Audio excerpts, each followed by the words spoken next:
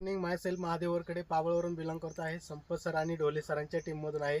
तर आपण दिनकर पानसरे यांना आपण ॲग्री जॅकपॉटचे 2 बॉटल दिल्या होत्या. अशा 2 बॉटल त्यांनी एक मकईसाठी वापरली आणि एक अर्धी बॉटल गव्हासाठी आणि अर्धी बॉटल या बिनुकासाठी वापरलेली आहे. मित्रांनो, बिनुकाचा सुद्धा यांना जबरदस्त असा रिझल्ट आलेला आहे.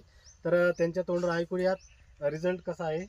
मला औषध दिलं ते नंतर मी एक बॉटल मकेला वापरली आणि एक बॉटलमधली अर्धी बॉटल गव्हाला वापरली आणि अर्धी बॉटल भिनुगाला वापरली.